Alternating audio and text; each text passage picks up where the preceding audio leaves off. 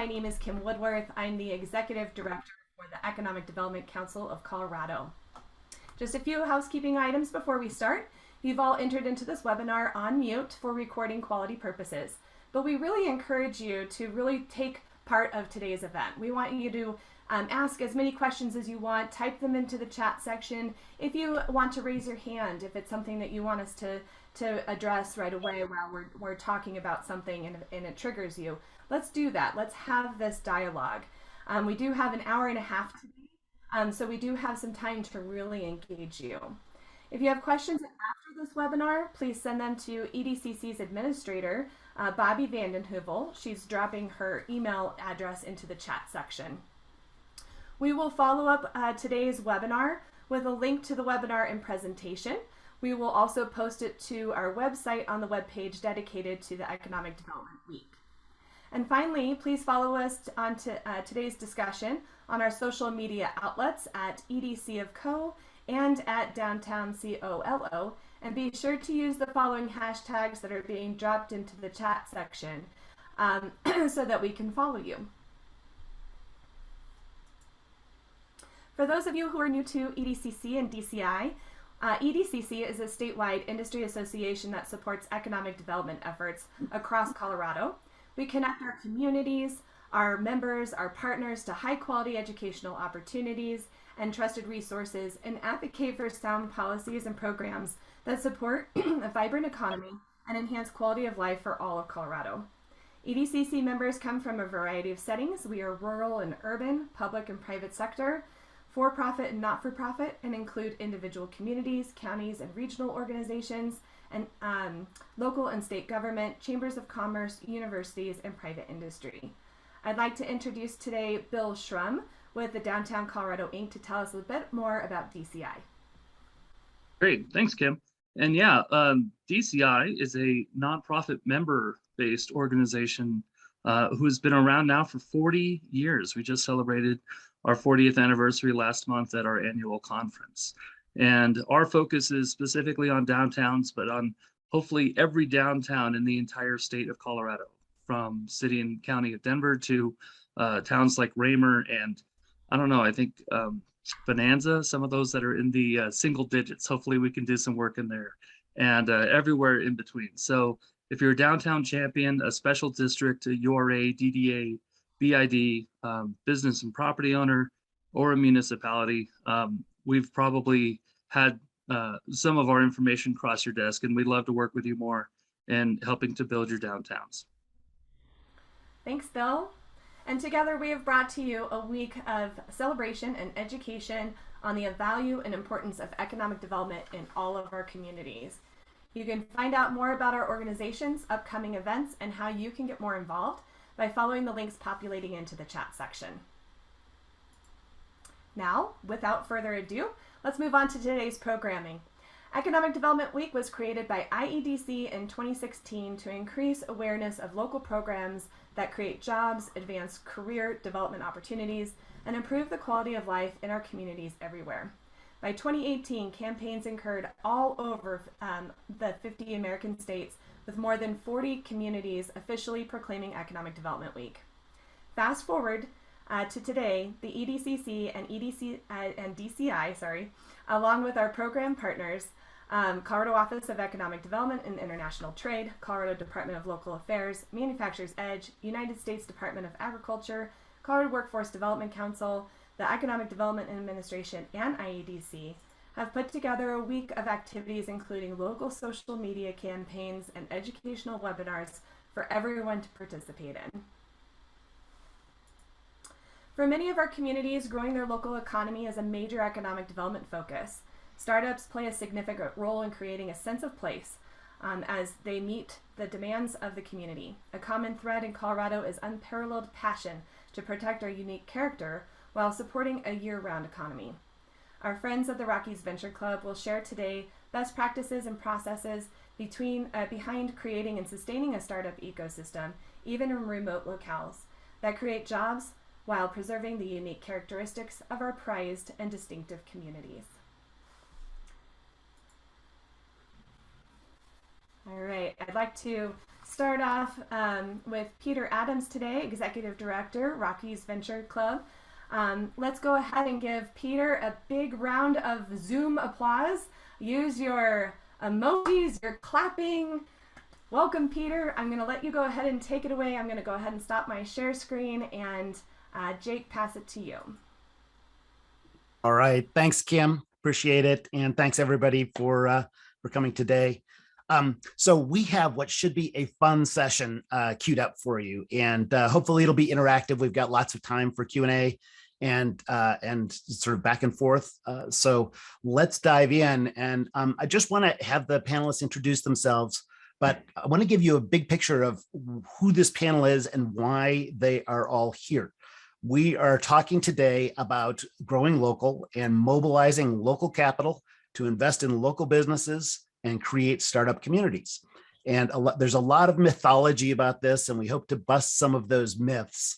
And one way we're going to do it is by having 4 different perspectives on how startup communities are created. So I'll be your moderator today, and I'll be talking about sort of high-level things, about things we know on a national level from the Angel Capital Association and other organizations about how startup communities are created and how local capital is mobilized. And we're going to talk about, various things and ways that happens through education and programs and events and so on. Then we'll move to Jake Rushavi, who is an absolute hero in creating a rural startup ecosystem, which a lot of people think is some kind of an oxymoron. So he'll be talking on that level in Chaffee County. And then we've got Camila, and she will be talking about the entrepreneur's point of view. And she will talk about how she moved from being a PhD researcher at University of Colorado and being thrust into the world of angel and venture capital and being the CEO of frankly, a really exciting startup. And then finally, we've got Doug Mandick, who is a Rockies Venture Club Investor of the Year. Many times over, he's probably our best champion and probably the best champion of helping startups be successful. So with that, I'm going to turn it to Jake to introduce yourself. Sure. Hello, everyone. Nice to see a bunch of familiar names in the attendees here today. I'm Jake Rushavi, Executive Director of the Chaffee County EDC, and I've known many of you from my prior decade of work at Denver South Economic Development. So pleasure to be here today. All right, Camila. Hi, everyone. It is so great to be here speaking to all of you. My name is Camila. I'm co-founder and CEO of Vitra 3D, a company developing a volumetric 3D printer to bring the fabrication of life-changing and life-saving medical devices to the point of care, such as dental aligners. And I look forward to all your questions and sharing some of my experience. Great, thanks. And then Doug. Yep. So I'm Doug Mandick. I grew up in Butte, Montana, so I come from a semi-rural background, but I'm based here in Denver, Colorado, in Park Hill now for the last 16 years. My career has been an engineer. Well, my schooling has been in engineering. My career has been mostly in sales and marketing for fast-growing engineering software companies. And now I spend almost all of my time giving back to the world by helping to lead angel investing efforts in the next great leaders in the world. So I've invested in 37 early stage startups to date. I've led our activities in most of those rounds, and now Cami and I are working together to make her number 38. All right. So Jake, there we go. All right, so I'm going to just queue up a few thoughts about how local economic development folks can be thinking about this. And I think a lot of people are afraid of the concept of venture capital. In my community, it's this thing where everybody loses money 9 times out of 10, and just not true. So let's talk about sort of how this strategy works. Next slide, Jake. When we think about what Rockies Venture Club does, we're more than just an angel investing group. And it's important to be thinking about de-siloing what organizations do, because there are a lot of parts that go into creating a successful startup ecosystem. So this is a chart put together by Energize Colorado, where they took the huge amount of organizations that are working in the startup ecosystem here in Colorado, And I've put in where Rockies Venture Club plays in all of those things. So we are actually 3 organizations in one. Rockies Venture Club is the oldest angel investing group in the US. We've been around since the early 80s. And we are, of course, an angel investing group. We have about 200 active angels, and we invest in about 30 companies per year. So there's a lot of work that goes into all of that. But we have a lot of organizations that or activities that drive those deals towards funding. So some of them include the Rockies Venture Institute, which is a 501c3 nonprofit, and it is focusing on education. And we think education is key for creating startup ecosystems. So the Institute puts on the Hyper Accelerator program. And by the way, I'll just put in an ad for OEDIT, and thank you to our state economic development. They are now supporting 4 Colorado companies. Any company can attend the 1-week-long Hyper Accelerator program, which is designed for early stage companies who are for the first time pursuing action for this chapter. I don't remember them bringing nothing in. Okay, they are pursuing for the first time outside venture capital or angel investment. And so this is all of the things that people need to get ready. So by the way, if you know anyone in your communities who are just on the cusp of pursuing this outside venture capital, definitely send them to us. We have until May 21st for application deadline, and it is absolutely free, no equity. Thank you, OEDIT, for that. But we also have an Angel Accelerator program. We've got a program coming up in 2 weeks. We do it every quarter. And this is the thing that people don't think about. We need to educate angel investors about how to be angel investors. And it's not obvious. Even if you've started your own business, grown it to be millions and hundreds of employees, exited, you still need special skills to be a successful angel investor. And Doug may talk about that later. And then on top of all of that, we're putting on conferences like the Angel Capital Summit, the Colorado Capital Conference. Last month, we put on the Colorado Life Science Night. So we're always putting on topical things. And our mantra is, if there's something you don't really know about, let's throw a conference, get a lot of smart people and learn about it. So this is where we are working in the areas of investment, education, events, technical assistance, and all of that works together to create a vibrant startup ecosystem. Next slide. So here's how I think about being somebody who has a job like Jake's. You are juggling a lot of different things, and there are toolkits available, metaphorical toolkits available to economic developers. And I think there are a lot of folks who don't realize that they have a lot more tools in their toolkit available than they might have thought. And this idea of mobilizing local capital to invest in local business is one of those. Next slide.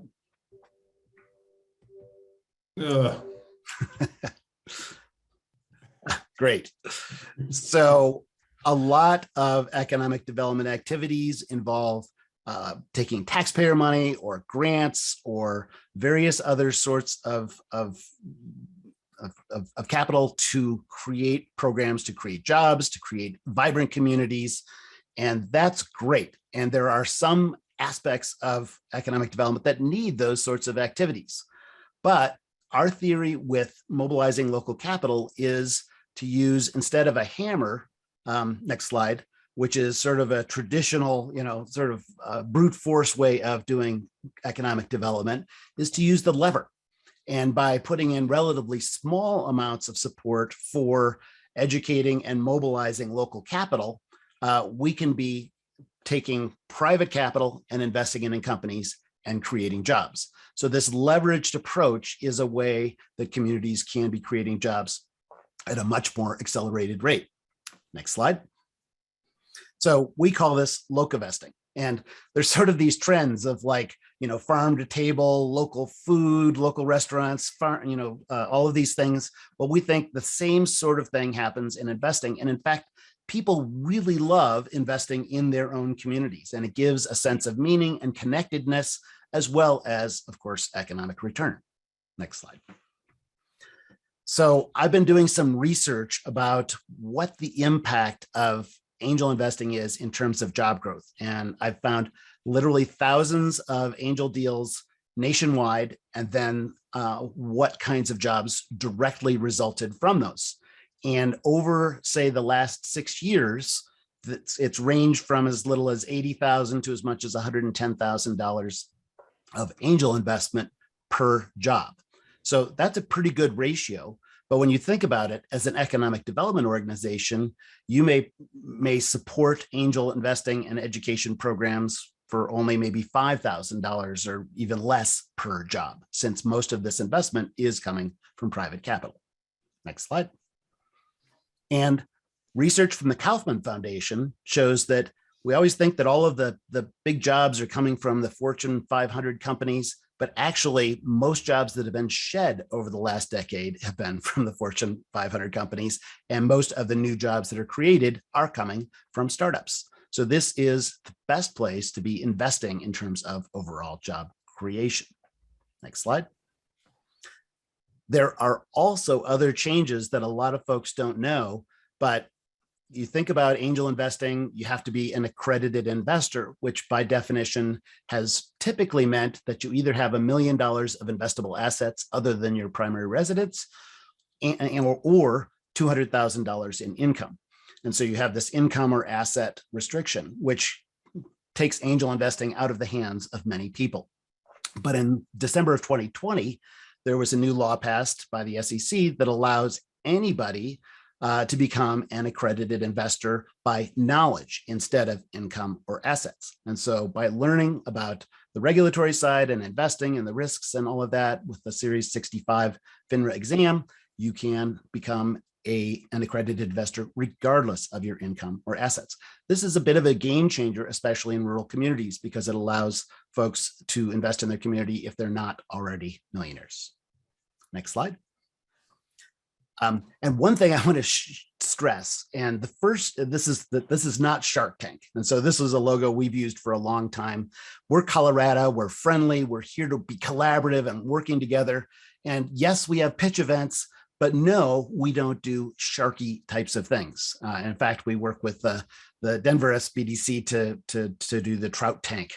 And that's a really important part of our philosophy, is working together collaboratively. And there's a lot of ways that we do that.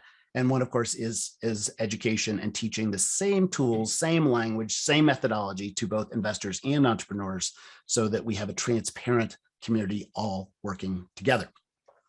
But I also put this slide in to talk about the fact that a lot of folks, their first intuition is, let's have a big pitch event. And I just want to say, having a big pitch event is a part of an overall strategy, but by itself, it is guaranteed to fail. People are not feeling confident. They are not going to write checks just based on seeing companies. And it's a myth to believe that people just seeing some great companies are going to be writing checks. So having a pitch event is a great thing once you've done the other parts of a successful startup ecosystem. This principle of finding angels is also a myth, because there are not in most communities a lot of experienced angel investors out there to be found and then mobilized. In most cases, we have to create new angels. And this is an important part of understanding how a startup ecosystem is created. How do you create angels? Certainly, you find people who are interested in getting into the space, build education programs, and then get them working together. Next slide. And creating education programs once again, so everybody knows what to do. Next slide. Another myth about venture capital, and I'm sure you've all heard this, is that 9 times out of 10, you're going to lose all your money. And that scares a lot of people away from angel or venture capital. And the sad thing is, no venture fund and no angel has really ever had that as their statistic, or maybe there have been 1 or 2, but across the board, people do a lot better than that. And the risks are, there are risks, but it's much less than what you thought. Next slide.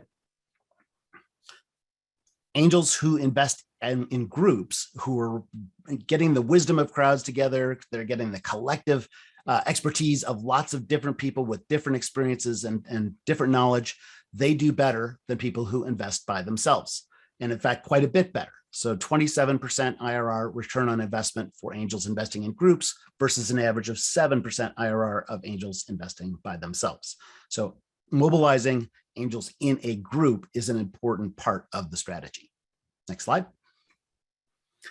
So here's a look at what the real distributions are. And these are true pretty much across the board for angels investing in groups. And this comes from research out of Willamette University. And you can see on the left-hand side, returns of less than $1 per dollar invested. Yeah, that's about 50%. So it is risky. But on the right-hand side, you can see that progressively, there are returns in the 1 to 5, 5 to 10, 10 to 30, and 30 plus times your investment. So net overall, angels are seeing returns in the 20% to 30% range. And I don't have a slide on it, but I'll just toss in the state of Colorado legislator just passed yesterday a new renewed angel investment tax credit. So Colorado investors investing in Colorado companies now get a 25% rebate from OEDIT, the Advanced Industries Tax Credit, now up to $4 million a year, up from $750 this year and previously. So there's a lot less risk there because suddenly you only have 75% of your investment at risk. And then there are other IRS tax codes that mean that your returns are all tax-free, or if you lose money, you can write it off in the year of the loss. So there's a lot of benefits here above and beyond the fact that distributions actually are more attractive than people thought to begin with. Next slide. So I'll just wrap up by giving you some perspective about angel investors in the state of Colorado. We have about 68,000 accredited investors here in the state, spread throughout the state. And of those, maybe 1,000 are actually active angel investors. So we've got a goal. We're not going to mobilize all 67,000 of the remaining non-active accredited investors, but every community has these folks. And they're probably not the people you're thinking. They're not driving around in Lamborghinis. They're probably the people in the tattered t-shirts and flip-flops. But they are here everywhere in Colorado. And our goal is to work to mobilize those folks and create a vibrant economic development community here in Colorado. So with that, I'm going to toss it over to Jake to talk about the things he's been doing in Chaffee County. Thanks so much, Peter. I would just like to say, having that type of insight on, at the 30,000 foot view of how angel investing can work to influence economic development at a local level is just phenomenal. And I feel so fortunate to be working with Peter on some of the stuff that I'm about to share. So again, just as a little bit of background, so I did, prior to taking on this role about 8 months ago, worked for Denver South Economic Development for about a decade, and it was almost exclusively focused on this kind of ecosystem building for entrepreneurs strategy. And so really interested to share kind of how we're applying what we've learned in the metro area for a long time in Chaffee County, which is obviously quite a bit different in terms of setting, but the approach is generally structured the same. And so we'll talk through a little bit of those nuances. But essentially, so Chaffee County EDC is about a decade old public-private partnership, nonprofit economic development, 501c6, including not only the major employers here, but also the local government, so the county and each of the 3 major towns within the county. And we are focused on a host of activities outside of this space, which we'll talk about just briefly, but just want to give you some context as kind of how this fits in our overall strategy. Obviously, startup scale-up support is a key piece of this. We're working to build a year-round economy that's not so dependent on tourism. And we see supporting entrepreneurial growth as the key effort in that regard.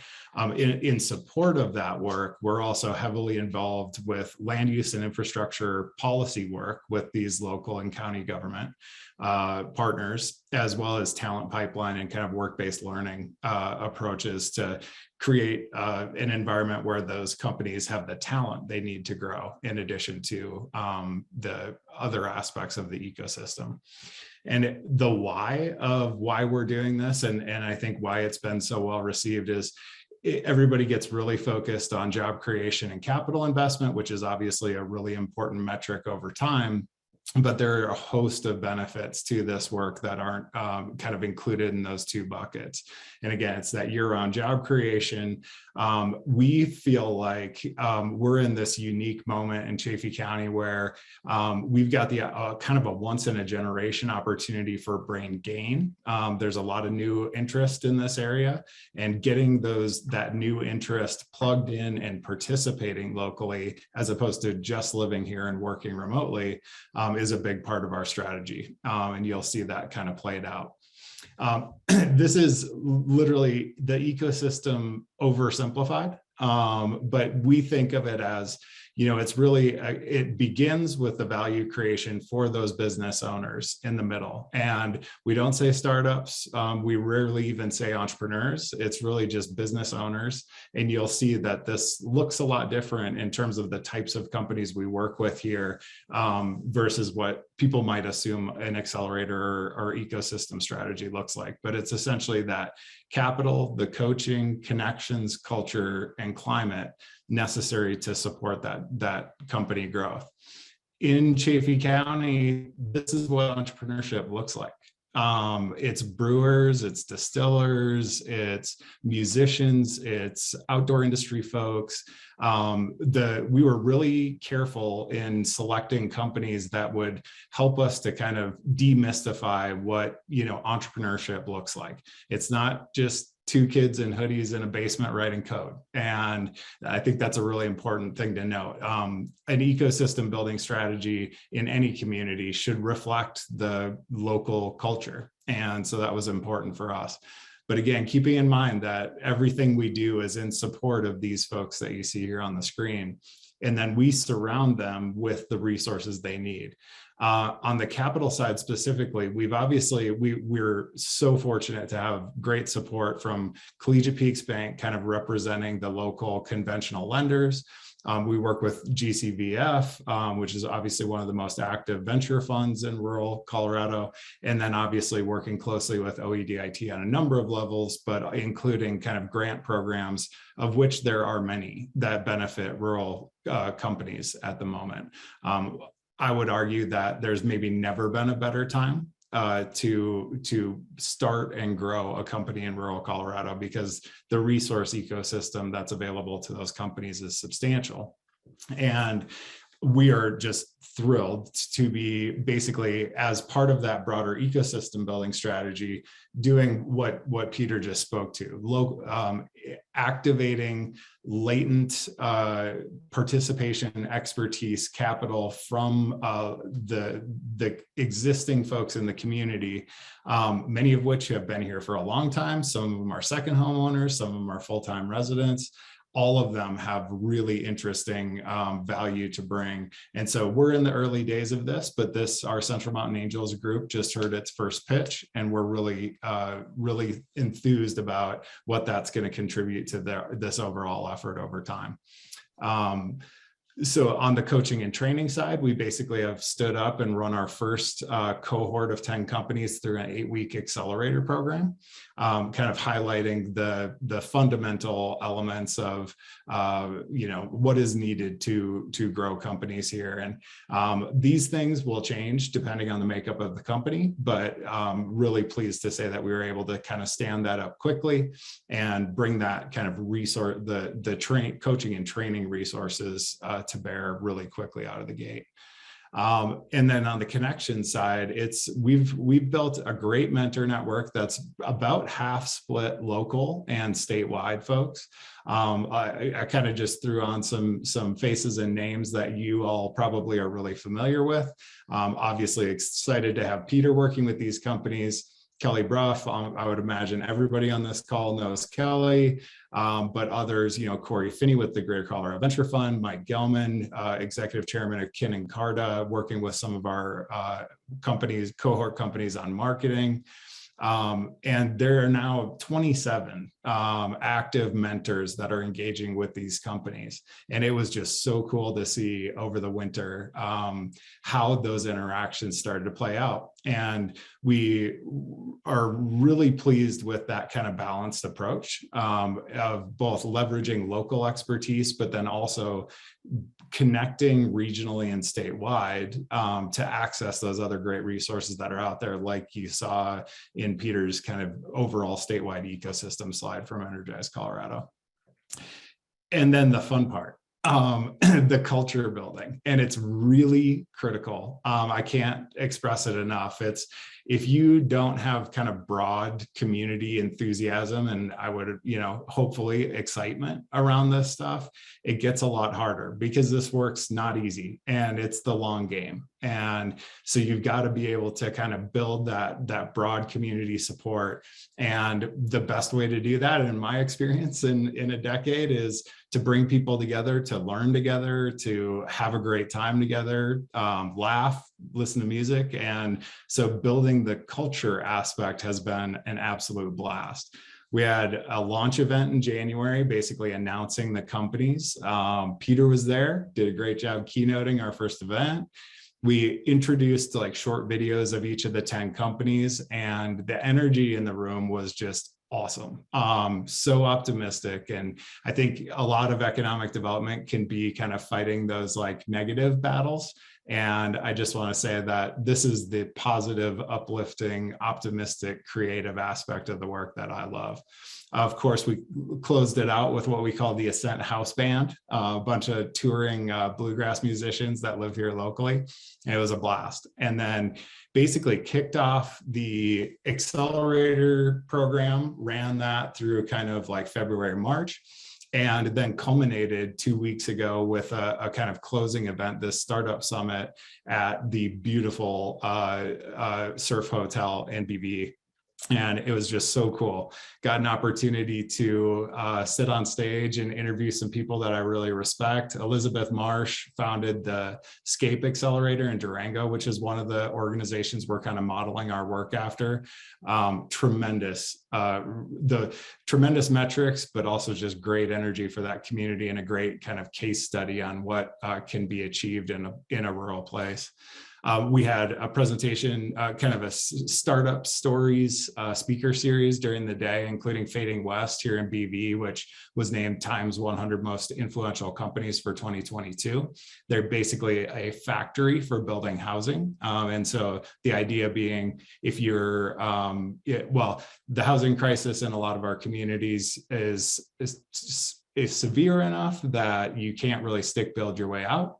And so factory produced housing is going to be a part of that future. And we're really thrilled to have a company like that in our backyard doing that work.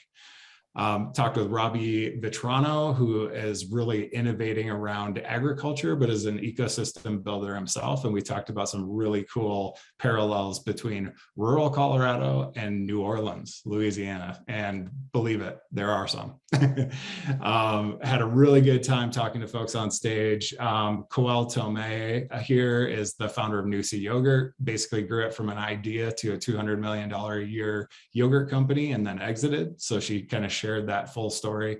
And really the point of all of these conversations was just to inspire and get people kind of thinking bigger about what's possible. Regardless of where you are, you can build and grow a great company today. And it was really cool to see that. We closed out by kind of celebrating that cohort of 10 companies. It was a blast. The energy in that room was just so high and so fun. Again, this is my favorite part of the work, and the celebration was real. And in wrapping this up, so the final piece is that climate area, and I would be remiss if I didn't thank our local partners. When I took on this role, there was a grant application from DOLA or to DOLA to basically support this ecosystem building work. And it required basically raising $100,000 in local match money. And in 3 weeks' time, we approached each of those local government partners and were able to raise that match. And I just, I don't know if every community has leadership that can see that vision and step up quickly to kind of seize those opportunities. We were fortunate to have that support. And so we basically, not, separate of this, but just to illustrate the importance of these partners, we also had we basically rewrote our bylaws to become a full, true public-private partnership to welcome those public agencies into the board of the Chaffey County EDC, just as a representation of, the scale of both our challenges and our opportunities requires a level of public-private partnership that didn't necessarily exist before, but is happening now. And so I think that's kind of a key piece of that ecosystem approach. And I'll just leave this up here for 1 second while I'm closing out. But if anybody wants to learn more about that, I'll drop a link in the chat as well. But you can kind of go to that website and see the entire kind of ecosystem displayed visually. You can look through those mentors, you can watch short videos on the cohort companies, you can read a little bit more about that angel network and so on. So would love any expertise or feedback from folks on this group, but at the moment, that's what I've got. Thank you for the time. All right, thanks, Jake. There's just one thing I want to point out about all of this, and hopefully you thought that was impressive, because it really was just watching it. But here's what's really impressive. Jake started in this role at Chaffey County EDC something like 8 or 9 months ago. And so if you're thinking, oh my God, this is, this will never happen, it's too much work, it's going to take too much time. Well, here's a guy who went into a community, got a grant, organized all of the local people and the governments, and put on an accelerator with 10 companies, had a demo day with great music and real community pride, put together an angel investing group, started mobilizing capital. That's a pretty big 8 months. And he's doing all this other stuff. So this is just one little part of economic development in that county. And so I just want to say, if you're thinking this is a challenge, it is. It's hard. It's a lot of work, and a lot of it is non-intuitive. But bam, you can make things happen. So super excited. But let's flip perspective a little bit, because we did have these 10 companies go through this accelerator, and that was really exciting. But let's talk to Cami about what it's like to be a CEO of a startup company and be thrust into this, what I call, it's just like a foreign language of investment and startupness that is not something that is intuitive or obvious to a university PhD researcher. Yeah. Cami, all yours. Absolutely. So I would say it's not only a different language, it's a different country, maybe different planet in some ways. But I do want to echo a lot of the conversation that Jake was having, because I feel like I wouldn't be in this position right now without the ecosystem that really allowed me to flourish in it. And, we started as a technology out of the University of Colorado. My first introduction to the Rockies Venture Club and RVC was through the pandemic hyper accelerator for startup and for science and technology out of CU Boulder. And we were able to do the hyper accelerator with RVC, and the amount of growth that we saw both internally in terms of our knowledge as co-founders, as well as understanding the landscape of a startup and the ecosystem that was available to us in Colorado, was just astronomical. We went from, really understanding that we had a really awesome technology to talking to customers, having over 100 customer interviews by the end of the Fast Hyper Accelerator and the RVC Hyper Accelerator, and also interacting with mentors that were really able to not only help us understand the whole ecosystem as a whole, but also start asking us questions and really get us into a perspective of like, what is it that we don't know? Because a lot of the time we hear about, you don't know what you don't know, and getting to a stage where you start to learn what those things are that you don't know really comes from that ecosystem. And I have to say that talking to mentors from, both folks that have been founders before, folks that have been in the investment side of things before, as well as anywhere in between, really allowed us to have a broader perspective on how does this technology impact both our local Colorado community, as well as how can it impact more of a national scale. And, going back to what we were talking about in terms of ecosystem building, there is this aspect of, can I even do this? Can I be a founder? Can I be an entrepreneur? What does it actually take? Am I skilled enough? And something that I learned through this process is that everybody starts with a question of, am I able to do this?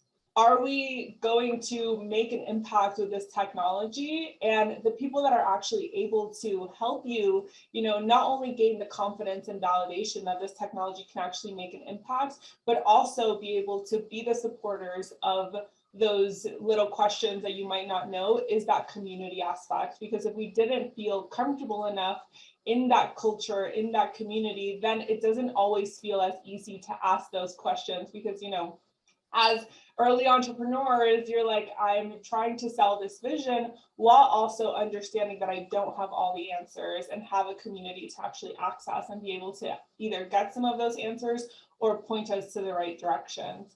So going back to some of the topics in terms of getting grants and pitching to investors, and kind of what that knowledge basis was that we were able to explore, it was really about first understanding how our technology fit into the broader ecosystem and into an actual customer-based approach of like, what does this customer need? And also understanding, does our technology and does our company fit into what an investment portfolio would look like? And that was something that I wasn't sure when I first entered into being in a startup and being an entrepreneur, of like, what does it actually take to be a startup and to be a company that is suitable for investment? So that was a really amazing knowledge that we gained both through the Hyper Accelerator and through our communications with the RBC, as well as jumping into the due diligence process. And I think something that can be really difficult as entrepreneurs is not understanding how that help that you're getting from investment is not just the monetary help, but it's really that community and that just overall help in general. They talk about smart money, and I think the smartest money is really being able, through that due diligence process, show like, hey, these are all of the cards that we have in our company. Can you actually look at it and help us understand what is missing, what part of our go-to-market strategy is most important, what part of our go-to-market strategy is lacking in some ways? And also, when it comes to our finances, are we thinking about this in the right way? Back to that, we don't know what we don't know. So being as transparent as possible through these hyper accelerators and through these community events has really allowed us to take a fine look and take a fine-tooth comb to all of the aspects of our business that we're still learning, and also getting a lot of perspective from both from investors and this broader mentor community of what are the things that we either are doing amazing or just need a little bit more work on. And then last thing I'll say is, speaking the language of investment, for me, it has really been about trust and community, and really being able to understand that investors aren't, Peter, you always show the wolf versus the horse. I feel like I have that image like tattooed in my brain, and really understanding that investors aren't sharks and investors aren't wolves, but are actually really trying to understand and help us take this startup from just an idea, just a technology, and just a vision to something that's actually going to make an impact and create those jobs that we know that we all in our community need. So I hope I wasn't very long-winded, and I'm really looking forward to the questions, because I want to make sure that I give this perspective as much as I can for the economic developers that are here. Hey, I just want to say, do you ever wake up and think, when I joined, University of Colorado, I was thinking I was going to become a CEO of a startup company? Or did you say, how did I get here? I think I wake up and I'm like, is this real life? Like pinching myself, definitely going from like being in a lab by myself for 10 hours a day to now, you know, talking to as many people as possible, having customer conversations, thinking about, you know, that 30,000 foot view is definitely a big change. I will say it is probably the most fulfilling aspect of the work that I've done, is really going from doing something in a lab that I know could have an impact to actually taking the steps to actually see that impact be fulfilled in both my community and a broader community as well. Yeah. Well, I just have to say, from our perspective, you are a natural. You know, we don't think, oh man, she's going to be a lot of work. It's just like you just fit right into that role. And I will say, you know, just your comments about the role of those EIRs and mentors. You, the technology you developed, which is this 3D printing that is not, you know, the typical, you know, it's an entirely different way of technology for 3D printing.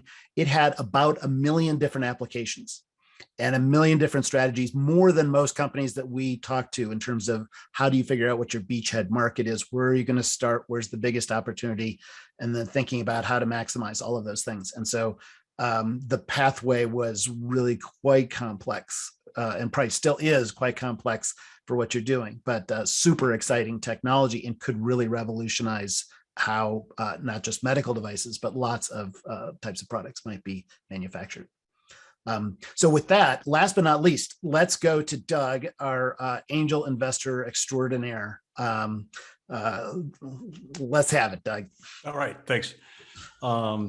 The first thing maybe I'd like to illustrate a little more is what angel investing and venture capital in general means versus other types of more traditional sources of capital or bank loans. The kind of things we're trying to invest in are big ideas, you know, things that could have a big, meaningful impact in the world. So the companies we're investing in, we're trying to find pathways to, well, angel investors are IRR focused, rate of return focused. So, you know, our typical lens is looking at things with a question: can this, if everything goes well, produce an IRR of 60%? So not the average 20%, but, you know, a very big outsized returns. Venture capital firms are more just cash on cash focused, and their minimum is seeing a pathway to a 10x cash on cash return for their investments. And the reason for what might be viewed as especially sharky on our side is that many of the things we invest in, we try, we do our best as us, you know, investors and founders, but it just doesn't work out. So the riskiness of this asset class is so high that the return profile has to be equally high to match those risks. The second is our money is illiquid. So once we invest in the next great startup like Cami, our capital is tied up until typically the company gets bought. So like with Cami in particular, if you look up their website, vitra3d.com, I can see a pathway to them getting acquired by someone like Invisalign in a few years for a few $100 million. We just have to de-risk this to the point where it's evident that this is where this industry is going to go. And if they don't participate, someone else will take them out, as an example. So like in Jake's example of, you know, 2 kids in hoodies in their basement writing code, I'd probably be more likely to invest in them than what is probably the backbone of the economy in Salida, you know, where it's, you know, our economies run on restaurants and service providers and retail establishments. And I'm not discounting the importance of those types of businesses. They're my favorites. But for angel capital and venture capital in particular, we're looking for outsized returns with outsized, you know, risk profiles to match. So we're not the right hammer for most of the nails you guys see, but for some of the big ones that could, you know, produce, you know, outsized gains in your community, we may be the right fit. And most of the angel investors around me, you know, like, I guess one lens I look at things with is of the 37 early stage startups I've invested in, 49% are run by let me say diverse founders. So females or founders of color, underrepresented socioeconomic classes. It's a particular cause of mine that I want to focus on as well. But also, because I came from a rural community and I like them, of all the thousands of deals that fly at me every year, if someone is trying to do the next great startup in Durango, I like to say the tie goes to the runner. I'm gonna give more of a listen and emphasis to someone that has had to work harder to get to where they are than most of the people around me that look like me, that have the networks developed and maybe even the family backing to take the first steps. They haven't worked as hard to get to the same spot, I guess is a way to put it. What else? I think I gave enough background about me. Maybe the thought about, I think most of you are involved in rural communities, and at least for this type of asset class and maybe many others, there are special challenges you face. I think one that we were struggling with before we got everyone else on the call is more and more, it's more and more important in the world to have reliable access to fast internet access. So I think that's still, unfortunately, a problem we face in getting rural communities up on an equal or level playing field with larger, more developed communities. The second might be, like Cami is a good example, where a lot of the types of opportunities we invest in end up being technology spinoffs from research universities or other types of larger institutions. It's not to say that the University of Colorado, is limited to opportunities that are based in Boulder or Denver. It's a university for the entire state, but it does mean perhaps that we need to look harder for meaningful opportunities to invest in if they don't have that right next door. I guess that leads to another, I guess that's a problem. In this world, we need a lot of shots on goal to be successful as founders and as investors. And there just may be less in smaller communities that aren't necessarily tied into these ecosystems yet. The talent pool may be smaller as well, because as small organizations that start off as a couple of people start to get funding and grow, they're going to need access to experienced people in all types of specialized fields that they may or may not have access to in rural communities. So, I highlight all this as just difficulties we all have to face, but just like me investing in underrepresented founders, they're all overcomable. So it's and in fact, a lot of investors like me are looking for reasons to invest in rural communities. So we're trying harder to help rural communities. I think I'm going to stop there and leave some time for Q&A, because it's been just us droning on. I'm starting to feel like in fact, I'm wondering if anyone else is out there actually listening to us. Hey, Doug, that was perfect. I want to do one more little thing between you and Jake for a second, and then let's go to Q&A. So folks, be thinking of your questions, but Camilla talked about, working with mentors and EIRs to think about how to maximize what this technology is that she's got.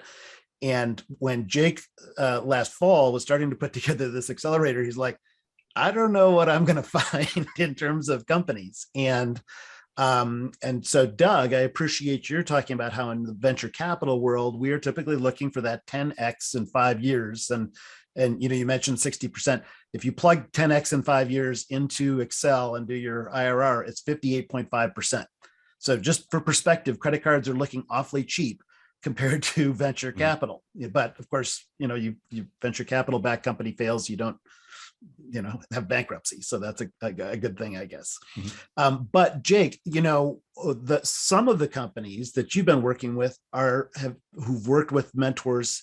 It's been exciting to think about how they could grow and scale and become national or international. And others are like, we just want to be better at what we're doing here locally. And so there's different, just like a community and economic developers have toolkits, companies have financial toolkits. And there are dozens of different finances, from banks to accounts receivable financing, and venture capital is just one little part of that. So I wonder how you've thought with the companies you've seen on the ground in rural Colorado about this toolkit concept for the founders and how you think about how that fits into the accelerator you're doing? You bet. So, well, and I guess to begin, it is something that'll be relevant to this group is as we were doing the selection process. So we started promoting the kind of application to that Ascent Accelerator, and we ended up with 35 applicants for 10 slots, which first and foremost was more than I thought. So for a first year program, I was really happy with that. When we got into the selection process, it became really apparent that these are very different companies than I'm accustomed to working with. We were almost all tech companies where I was working before. So the deciding factor was really, in addition to that kind of alignment with the local culture, it was primary employers. So we wouldn't engage with a restaurant, but the restaurant company wanted to get into a consumer packaged good in a grocery store. And that has the scalability to make it more relevant from an economic development sense. And, those brewers, distillers, outdoor industry product companies, they're all developing a product for sale external to the local market, bringing that revenue back and creating jobs locally. So that was a key piece of it. But then also, as we started to dig into those companies, we recognized, to exactly, what was stated, many of these companies, particularly in this first year program, are not equity venture types of companies generally. And that's why we've got that whole kind of capital spectrum, including, local conventional lenders, which I had never worked with in the past. And so getting to understand what a community bank, for example, does in a community like this has been really important.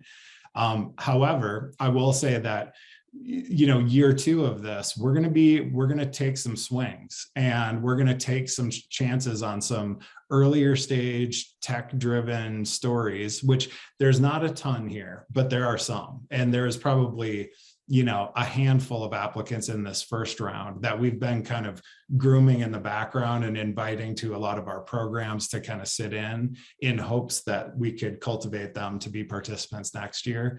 And I think over time, obviously, like, we'd be foolish not to look for those, those companies with true kind of tech-driven scalability, because the job creation opportunities there are phenomenal.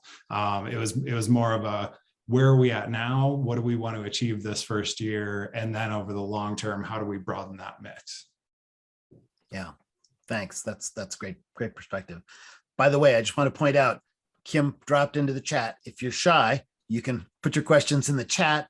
Otherwise, we've intentionally set this up so you can turn your camera on and go ahead and ask questions live of any of the panelists. And as Kim points out, we've got a half an hour now for Q&A. So lots of time for discussion, or, we've really touched the tip of the iceberg in terms of some of the details of these programs and what the perspectives are from entrepreneurs and investors. So love to have your input and observations and questions. I'd like to just dive a little bit deeper, Jake, on the question that I was asking, really about capacity level. I know that, Jake, you are really a one-man show, and then you have your board as well. And so when we think about these types of programs and the ability to be able to not only do that program, but everything else that we're asked to do, what is your thought on building up that capacity, and who can be some of those champions that can really support the ecosystem? So yeah, it is a challenging thing to answer, because in my mind, these programs can be done at a lot of different kind of investment levels in regards to time and resources. Like, we had the benefit of this DOLA grant, and so we were able to move really quickly. And then because I had worked with, like, for example, on the mentor network, because I had worked with a lot of those folks over the past 10 years, a lot of those were kind of a one call close, like, hey, this is what we're doing. Here's why we think it matters to the state. Would you be involved? And every single person said yes.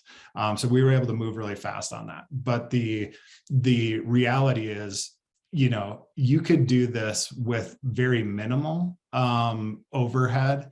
I would have concerns about it being truly effective at driving the type of like metrics that economic development groups and their stakeholders care about with much less than kind of one FTE. But again, it's like we went the contractor route because we tried to hire somebody locally who could support this work, and it just didn't exist for the right person at the right time for them to commit 100% of their time. So we built a contractor team, and I mean, we're an open book. And so like, if anybody has interest in the specifics, I'm happy to share it. But I mean, from formulating the program, naming it, branding it, launching a website, building that mentor network, starting to look for those local companies and angels. I mean, probably 85 grand in to this stage, but that's one full cycle. Cliff, you've got a question? I do. Thanks, Peter. Hey, Jake, how are you? Nice to see Cliff. you. My question is about comparing the opportunities and challenges of networking and relationship building in, the Central Mountain region versus South Metro. I mean, there's some obvious differences there. And I'm wondering how you found that critical role of networking and relationship building in a more rural community, more rural region versus metro. Phenomenal question. So in the metro area, obviously you've got the benefit of the density that organically creates those like chance interactions where people connect. And I would say like of all this ecosystem building work, more value is created on the sidelines by chance than probably even the programs themselves. It's really hard to measure, but it's really important to note. Here, we just use programs as the gravity to bring interested parties together. So we basically use programming as the infrastructure in a way. Mm-hmm. And so, we've got, went from, in Denver South working with companies that might have 200,000 employees to a county with 20,000 residents. Right. But the approach is really roughly the same. When you kind of put a flag up and say, we care about these things, and this is our kind of vision for the future of this place, people start to rally around it. It won't happen on its own. Well, it happens on its own, but it wouldn't to this level without like really thoughtfully targeting events and programming at the personas that we want involved. Yeah, that makes sense. That's great. Thanks. Appreciate it. Nice to see you. And Jake did a special job of bringing in, people from around the state, actually around the country, from New Orleans, to come and talk and sort of be examples of what it can look like. So, for example, Coel Tomei, founded Noosa Yogurt. It was, she was involved with his family business and in Australia, and putting all these things together and telling her story. And so it kind of said, hey, you can be a woman, you can be a regular person and start a multi-$100 million company. And then like Lorena from Maria Empanada, she started a little empanada shop. And by the way, RVC uses Maria Empanada to cater our events. She was very excited to hear that. But I mean, here's a regular person, coming from Argentina and using her mom's recipes and creating, a multi-outlet operation that continues to grow and cater and do all these things. And so some of these examples, I think, are an important part of an ecosystem to show people where the bar is set, especially when they're working for a year-round economy and, doing things that are going to create year-round jobs as opposed to more rafting or fishing or, skiing or whatever. And we love rafting and fishing and skiing here. Let's make no mistake about that. Not getting rid of that stuff. Yeah, but and one more quick thought on that. And what has been fascinating for me is and I think a lot of people on this call would relate, is the world's changed in the last 2 years, and like with the proliferation of remote work, the changing nature of like where retirees want to live, we are, like many of your communities, experiencing a lot of kind of tension between that kind of new energy and the existing community. And this work and what we talked about with Robbie and the parallel with New Orleans was that was a place that was like in pretty serious economic decline for a long time. And in a large part, their ecosystem for entrepreneurs drove a new optimism and a new creativity in that area.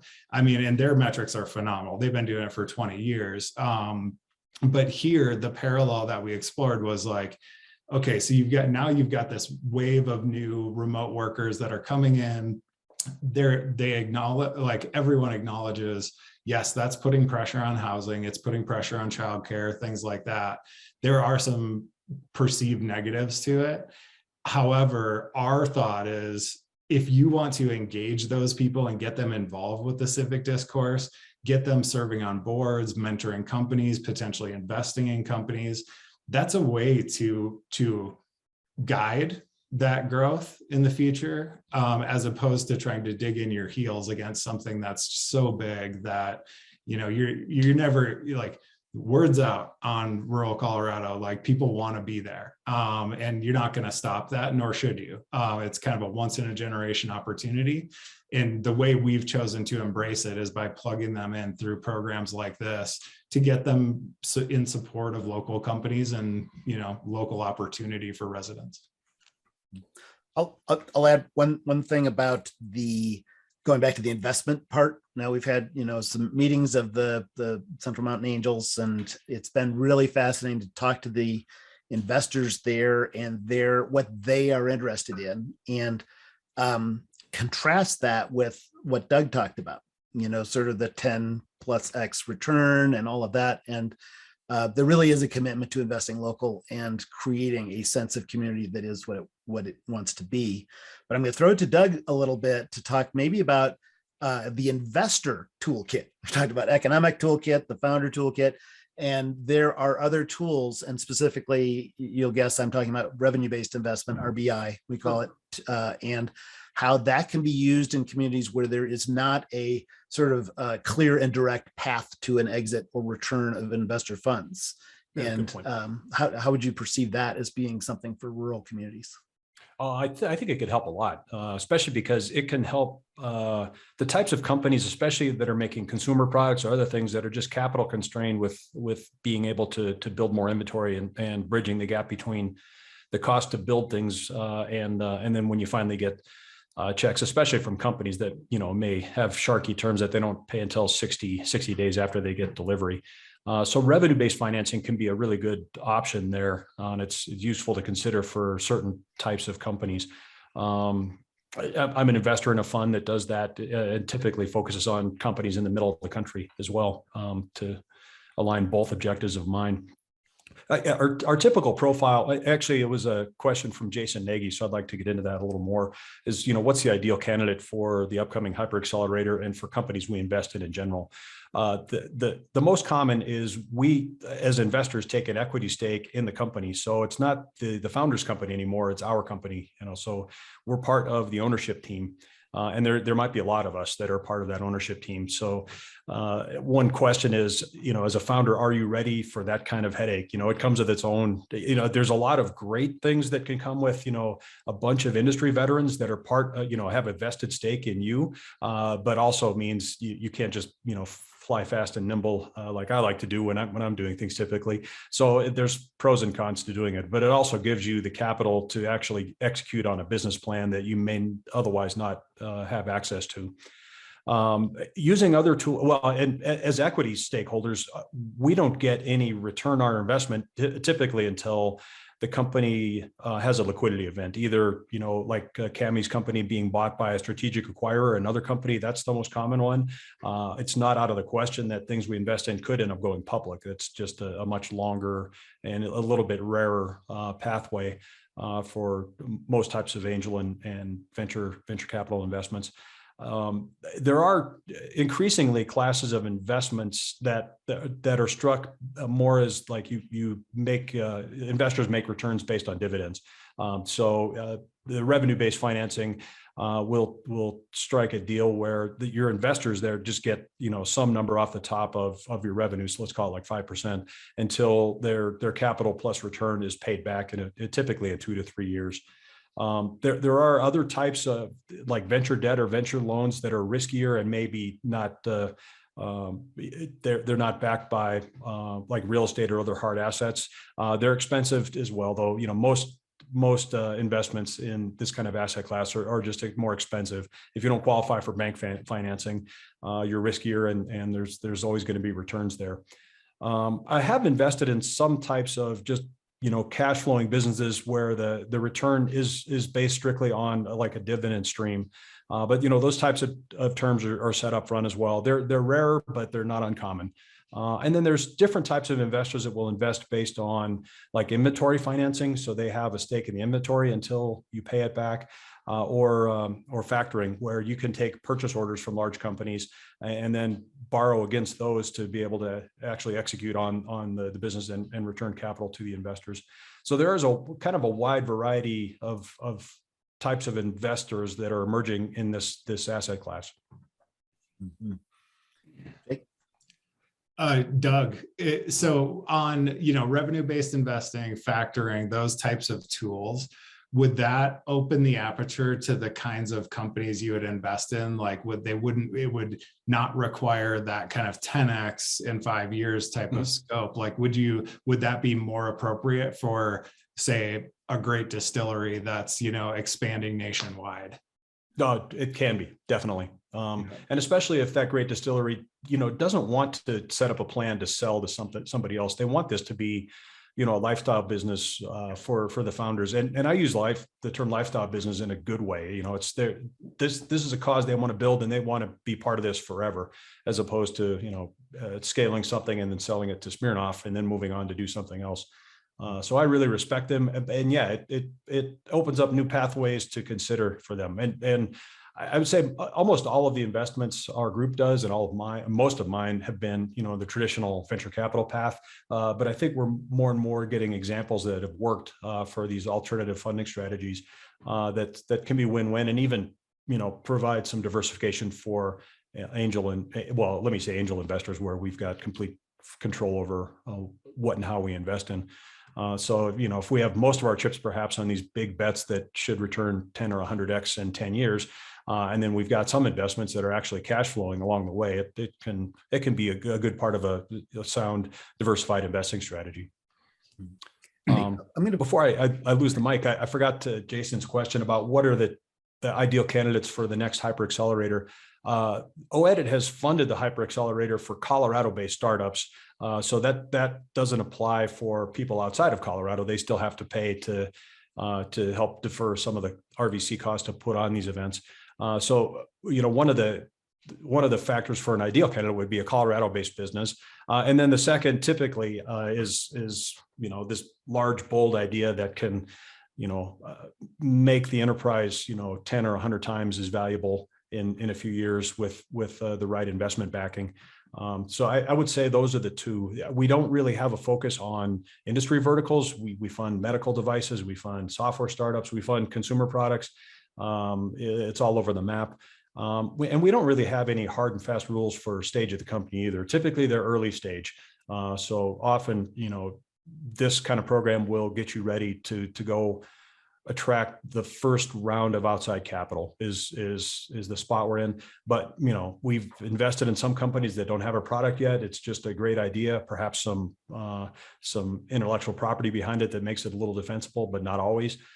Sometimes we invest in companies that have a product in market and they're well into revenue, but to take the next big inflection point, they have a business plan that calls for, investing a couple $1 million to take that next step. So it's a pretty wide range of companies, but I don't know, Peter, have I missed anything? No, that was good. And by the way, I want to ask Cami a question, and then we'll go to Kim and then Cliff. But I'll just say that there are guidelines, but few hard rules about what we look for in hyper accelerator companies. For example, as you said, They could be in revenue or what I would call on the cusp of revenue. So somebody who within the next 6 or so months will be earning. And but they are companies who are going to be able to grow, scale, have those moats around them, but are looking for that help and strategy and figuring out like their valuation and their term sheets and coming to grips with all of that. And that leads me to the question for Cami about having gone through the Hyper Accelerator program and thinking about well, I always say, working with angels is sort of doing a deal with the devil, because you're basically selling some of your company on the assumption that you're going to sell the whole company at some point, because that's the deal with the devil. I mean, that's how this works. Otherwise, there's no way to pay back. So my question for you is just to say, how does it feel? The average angel deal is maybe 20-25% of the equity of a company. How does it feel to take something you own 100% of and sell a bit of it and then have that deal? Yeah, no, that's a great question. And I think that's why, earlier I talked a lot about trust and engaging in that kind of more community-based approach, because it does feel a little bit scary. Like, hey, just me and my co-founder have been holding the reins of this startup, have made all of the decisions thus far. And at the same time, we do understand to really take this to the next step, it does require not only investment in regards to money, but also investment in regards to a different perspective and a different view to actually take this to the next step. So in many ways, it was both scary, but it also allowed us to really think about what is the future of this company and what does it require for it to grow and get to the stage that we want it to get to. And we came to the conclusion that what it requires is really some form of investment, and understanding that this is really the first step, right? Like this is our first level of investment of giving up 20-25% of the company, because we see ourselves really in that life science medical device space. Also understanding that that's just the first set of equity that we're going to have to give up, and ultimately we're going to have to give up more to really get to the growth and stage to be able to make it what we want to make it, and to really provide the value for that exit to be as successful as possible. And at the same time, going back to trust is, somebody told me was, finding your tribe and understanding that the investors that you work with today, it's not just a, one-time transaction. It's really bringing somebody into the company and understanding that they're going to be there for the long run. So really being comfortable in that relationship and trusting that that is going to be a good long-term relationship that you're going to be able to be fulfilled by, both in the business sense, but also, we're all, at the end of the day, a book that I'm recently reading has really spoken to me in that, companies make products, but the products are made by people, and people are really the driving force of these companies and are really the driving force of startups in general. So making sure that you are working with people and working with investors that you feel can be part of your startup community is really important, and really allows that 20-25% to not feel as much as like, you're death gripping it, but more so like, I welcome these people into my company because I know that it's going to be more successful in the long run with us together. Yeah. Well, that's great. That makes a lot of sense. The one other thing I'll just point out about this toolkit with venture capital, the reason people do this is they have companies like yours where you're going to be losing money for 2, 3, 4. You might even never make a profit before you're sold. And that's counterintuitive to a lot of people. And we call that the J curve, where you're losing money, and then you get to a point where you can be profitable, which is still not even the goal of a venture-backed company. It's, that's not how you create this wealth. So in some cases, there's simply not a choice. A bank is not going to loan to you when you're going to lose money for 4 years. And so this is where this comes in. But let me toss it back to Kim for your question. So actually, it kind of ties everything in together. And Cami, thank you so much for your insight, because I I can say that, especially in rural communities, you have businesses that, are very scared of this discussion of, even selling half or a third or whatever of their own business. But now that we are on this global scale where businesses really have to compete globally, they were really forced into it when the pandemic hit. We have more and more businesses online. We actually had, we were introduced to a company in Montrose that is selling 90% of their goods out of their retail establishment. They do have a retail establishment on Main Street, but 90% of their sales are being distributed outside of their market. So knowing this, how do we as economic developers help try to ease this idea of the pain point of the selling off of your business, and that it is a profitable and a good thing for them? Because as you said, that J curve, we saw during the pandemic that they couldn't get the loans that they needed to in order to keep their businesses alive. And so this might be one of those options. Yeah. Well, I have two observations about that. And one is one of our goals as investors, as non-Sharky investors, is to help the founders to keep as much equity as they can. So these are fair deals. So there has to be an equity sale, but we have a whole segment of the Hyper Accelerator that talks about how to think about your capital strategy where you're tranching investment after investment. So the way Camila talked about, we are with a company for a long time, sometimes making 2, 3, 4 investments over the years. And we're doing that because the second investment might be at a valuation that's twice as big as the first. And then it might be twice as big again 2 years later and twice as big again. So if you raise 4 rounds at 25% each, you still own 38% of the company as a founder. And this is the way dilution works. It's not as scary as it sounds. Each new raise dilutes the previous raise. And we work through models to make sure that at the end of the day, the founders have as much equity as possible. So that's principle number one. And it's good for investors too, by the way, to make sure that there's enough dry powder for future investment and that the founders are, invested enough, because they're going to see that pot of gold at the end of the rainbow. The second thing is how communities think about exits, because this is probably one of the most misunderstood areas in venture capital. And a lot of people think of it as a quick flip or disingenuous or selling out to the bad guys. But, we think about it as taking whatever the mission of the company is and taking it to the next level. And now with this sort of globalization and Zoomification, a lot of times when a company exits, it's still there in the community.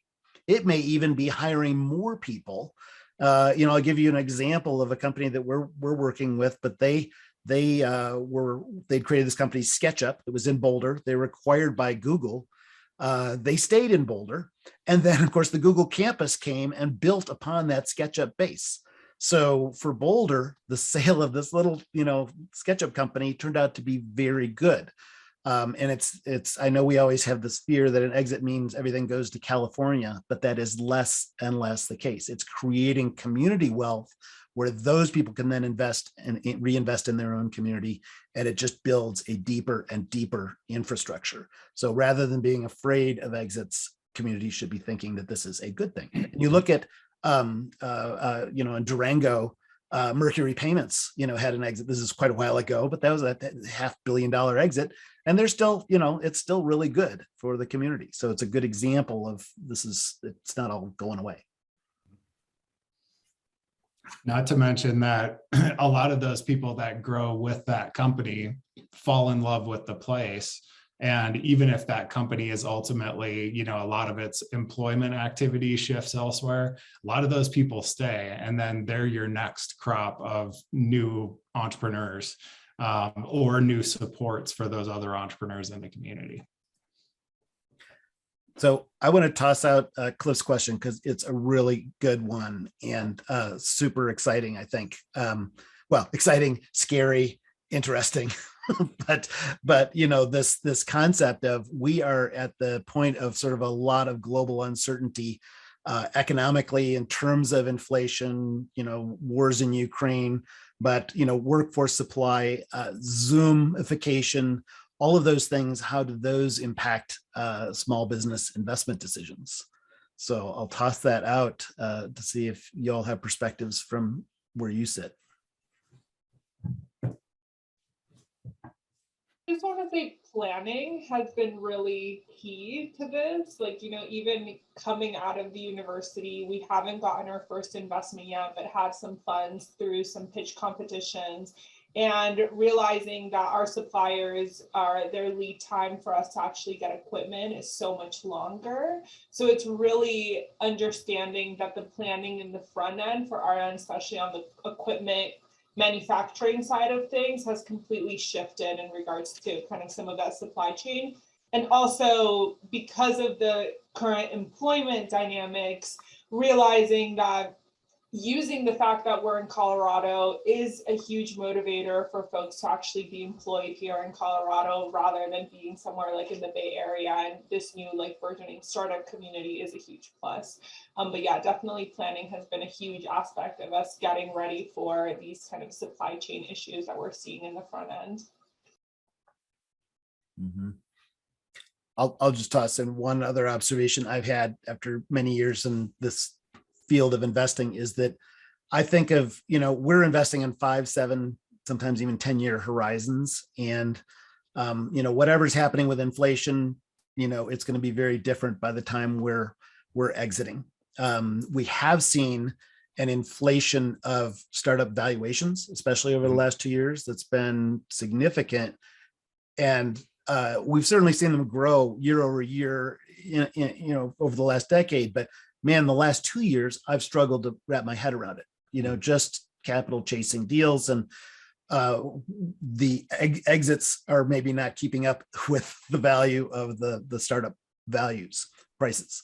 So I think we will see corrections in those startup valuations. We will maybe stop seeing these $10 million pre-revenue companies, which, 2 years ago, we would just dismiss them as almost a joke because it was so out of the boundaries of normalness.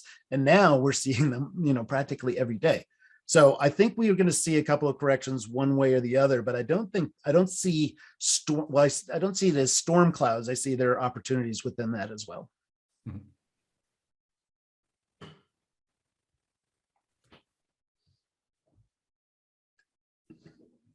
So Kim, I'm going to turn it back to you to wrap up. And you're muted. Awesome. This is fantastic, everybody. I'd love to see a big round of Zoom applause for our panelists and moderator today with this awesome program. We just don't think about ourselves in that investment world as much.